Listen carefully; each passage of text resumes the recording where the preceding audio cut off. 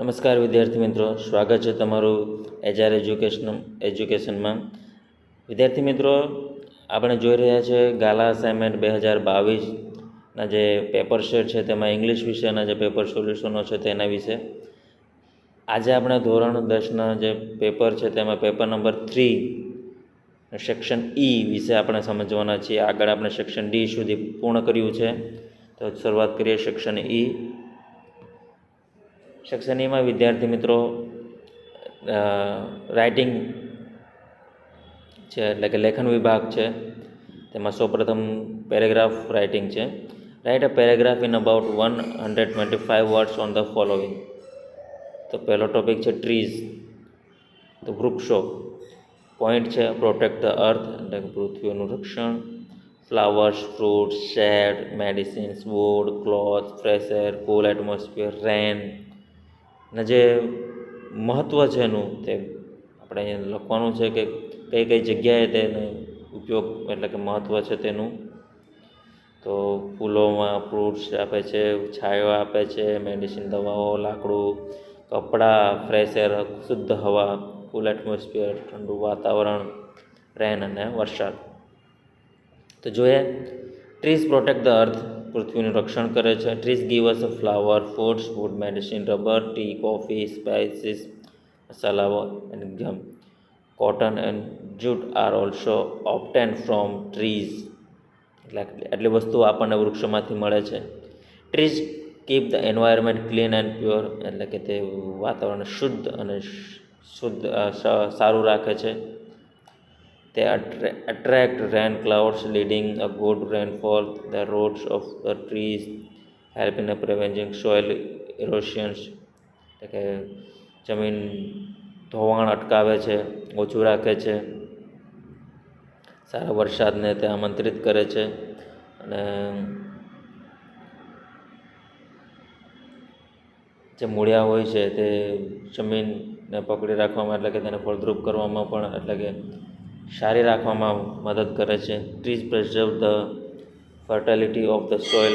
Trees provide us with the shelter. They are homes of birds and animals, એટલે કે પ્રાણીઓ અને પક્ષીઓનું ઘર છે. If we cut trees our very existence will be in a danger, એટલે કે આપણે જો વૃક્ષોને કાપીશું તો આપણું જે ભવિષ્ય છે તે જોખમાશે. Land will turn into a desert, એટલે કે જે જમીન છે તે રણમાં પરિવર્તિત થઈ જશે. We will be deprived of our basic necessities like pure air, water, food, clothing and shelter. So I love tree. તેથી આપણે વૃક્ષોનો બચાવ કરવો જોઈએ અને વૃક્ષોને પ્રેમ કરવો જોઈએ અને બને એટલા વધારે વૃક્ષો વાવવા જોઈએ. ત્યારબાદ વિદ્યાર્થી મિત્રો બીજો ટોપિક છે માય ફેવરિટ સાયન્ટિસ્ટ. તમારા પસંદગીદાર વૈજ્ઞાનિક વિશે તમારે લખવાનું છે. જોઈએ અહીંયા name, his work, his achievement, his life, award, dates. તો અહીંયા આપણને જે સાયન્ટિસ્ટ વિશે આપવામાં આવ્યું છે તે છે ડૉક્ટર વિક્રમ સારાભાઈ. તો જોઈએ, doctor Vikram Sarabhai is my favourite scientist, મારા પસંદીદાર વૈજ્ઞાનિક છે. He was born on August 12, 1919, એટલે 1919માં. He belong to family of industrials, ઔદ્યોગિક પરિવાર તરફથી હતા. Mathematics and physics were his favourite subject. He did not research on a cosmic rays under the guidance of professor CV Raman at the Indian Institute of Science, Bangalore. બરાબર, તો સીવી રામનના માર્ગદર્શન હેઠળ તમે cosmic rays કિરણોની શોધ કરી હતી. He then went to England and got a PhD degree from the Cambridge University. ત્યારબાદ તેઓ ઇંગ્લેન્ડ ગયા હતા અને કેમ્બ્રિજ યુનિવર્સિટીથી તેઓએ પીએચડીની ડિગ્રી પ્રાપ્ત કરી હતી. Vikram Sarabhai was a visionary.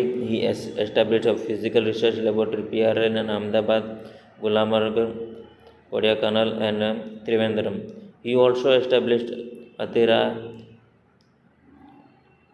IIM2, IIM Community Science Center and Space Application Center SSE. He set up a rocket launching center at Thambua and later a rocket launching ranks of Sriharikota. Vikram Sarabhai was given Dr. Shanti Urap Bhatnagar Memorial Award for his contributions to space technology in 1966. He was awarded the Padma Bhushan and after his death in 1971, he was awarded the Padma Vibhushan. ત્યારબાદ જોઈએ a visit to an exhibition, કે જે exhibition છે ત્યાંની મુલાકાત આપણે જોવાની છે. કદાચ તમે કરી હોય તો તમને આઈડિયા હશે જ. તો જોઈએ પોઈન્ટ આ પ્રમાણે છે: પ્લેસ ઓફ એક્ઝિબિશન જગ્યા, ટાઈમિંગ અને સમય, મેન ગેટ, ડિફરન્ટ સેક્શન અલગ અલગ વિભાગો, software program, hardware material, internet service, guidance, electronic items અને ન્યૂ એક્સપિરિયન્સ રિટર્ન. આ રીતે તમારે પોઈન્ટ આધારે લખવાનું છે. જોઈએ એ લખેલો છે તે વાંચીએ. Last Sunday, I visited a week-long exhibition of electronic items and computers. It was called Genex. It was held at the university grounds. It was open every day from 9 a.m. to 8 p.m. The main gate was huge, impressive. There were many big sections like household application, office equipment, communication, computer, etc. Each section had stalls of different companies manufacturing the electronics items in that category. There were free demonstrations, brochures and samples for all the items. I was interested in computer. I got to know about the latest hardware and software available, internet service and also laptop and laptop computers. It was a good experience to get the latest guidance. એટલે કે computer related જે exhibition હતું તેની મુલાકાત છે. યુનિવર્સિટીના ground પર છે. સવારે 9થી સાંજે 8 સુધી દરેક પ્રકારના જે ઓફિસ ઘરકામ માટેના જે એપ્લિકેશનો છે તે પણ છે. પછી દરેક અલગ અલગ કંપનીના મેન્યુફેક્ચરિંગ આઇટમ્સો ત્યાં આપવામાં આવી છે. ત્યારબાદ હાર્ડવેર અને સોફ્ટવેર માટેના દરેક સાધનો ત્યાં ઉપલબ્ધ છે. લેપટોપ કોમ્પ્યુટર્સ બધા જ છે અને સારો એવો અનુભવ આવા એક્ઝિબિશનનો હોય છે. ત્યારબાદ draft an email on behalf of Sujal Sheth to his younger brother Rishi, who is unable to adjust with his new friend in hostel. એટલે કે હોસ્ટેલમાં પોતાના નવા મિત્ર સાથે અનુકૂળ ન થવાના પત્ર તે પોતાના નાના ભાઈને લખે છે. જોઈએ rishi92@gmail.com. Subject your email. Subject આપણો આવશે કે ડિસ્ટર્બન્સ, કમ્પ્લેન અબાઉટ હિઝ સફર, એટલે કે પોતાના સફર વિશે જે કમ્પ્લેન છે તે ભાઈને તે કરે છે. Dear Rishi, I was quite disturbed by your email where you have complained about your friend. First of all, if people say or do something you don't like, they are not bad. Do not criticize them. Everyone has a right to have his opinion and ideas. Secondly, you should remember that when something goes against you, it does not mean the whole world is against you. કે કોઈ એક વ્યક્તિ તમારા ખિલાફ હોય તો તમારે એમ નથી માનવાનું કે વિશ્વ તમારી ખિલાફ છે. You must know that people or situation may not always be fine. તું જાણે છે કે લોકો અને પરિસ્થિતિ હંમેશા સારા નથી હોતા. If they are good, તે સારા હોય તો if they are not, learn to face them broadly. એટલે કે નહીં સારા હોય તો આપણે તેની સામે લડવું પડે. Lastly, make a list to your ability and limitations. Be honest. Tell yourself how you will work on the limitation and changes yourself. I am sure you can do this. Only you can. Your lovingly, Sujal. આ રીતે તમારે પોતાને જ સમજીને તમે લખી શકો છો અને એ રીતે ઈમેલ સબ્જેક્ટ અને ટૂલ ઈમેલ આઈડી તમારે લખવાની છે. આગળ જોઈએ Write a report in about 60 words on the prize distribution ceremony held in your school. Prize ceremony વિશે લખવાનું છે. દરેક સ્કૂલમાં થતું જોઈએ છે, એટલે અનુભવ વિદ્યાર્થીઓનો હોય જ છે, છતાં જોઈએ તો પોઈન્ટ છે time, place, chief guest, welcome speech, prize winner, clapping, the speech of chief guest. આ રીતે સ્કૂલનું નામ લખી દેવાનું. Shantiniketan school, Jamnagar, 15 November 2021.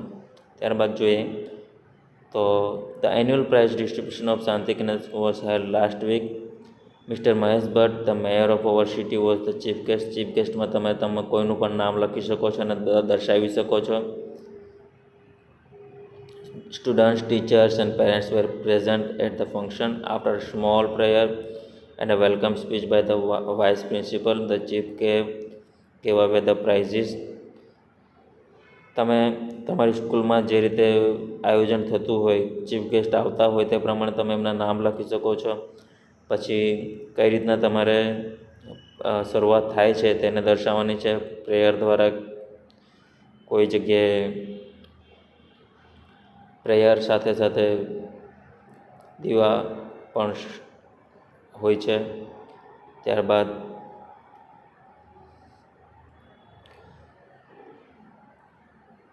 ભજન સાથે પણ કરવામાં આવે છે. તો આગળ જોઈએ. Mona Mehta won the best student award. Ketaki Dave was the best sportsman of the year. All the winners were cheered by the audience. In his speech, the chief guest congratulated the winners and praised the activities of our school. The function ended with a vote, thanks and Vande Mataram. તો આ રીતે તમારે પૂર્ણ કરવાનું છે. અને અંતિમ વિધિમાં જે ચીફ ગેસ્ટ બોલતા હશે, આભાર વિધિ વ્યક્ત કરતા હશે, તેમની સ્પીચ વિશે તમે થોડુંક લખી શકો છો હજુ. ઓકે, તો જોઈએ. 97. Describe the picture in about 10 sentence. તો જોઈએ 10 વાક્યમાં તમારે લખવાનું છે ચિત્ર વિશે. ચિત્રને સૌપ્રથમ જોઈએ તો બર્થડે પાર્ટી છે, બાળકો છે, રમે છે, ફોટો થાય છે, બરાબર.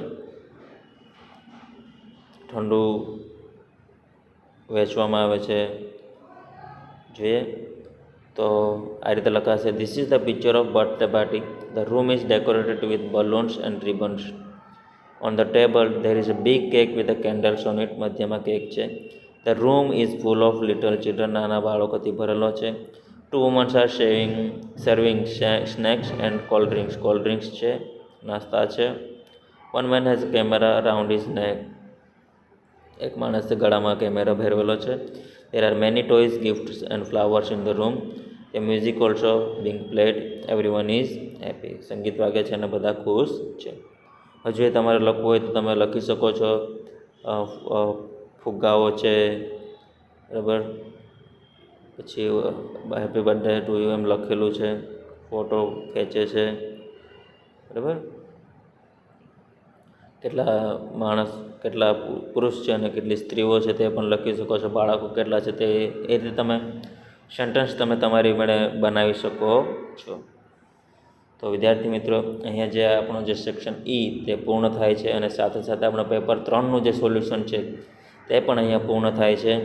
આશા રાખું છું કે તમને સમજણ પડી હશે અને જે પણ પ્રશ્ન હોય તમે કોમેન્ટ બોક્સમાં લખી શકો છો અને તમારા પ્રશ્નનો હલ બને એટલો આપણે કરવાની કોશિશ કરીશું. તો આગલા વિડીયોમાં પેપર નંબર 4માં આપણે ફરી મળીએ. ત્યાં સુધી દરેકને ગુડ બાય. Thank you.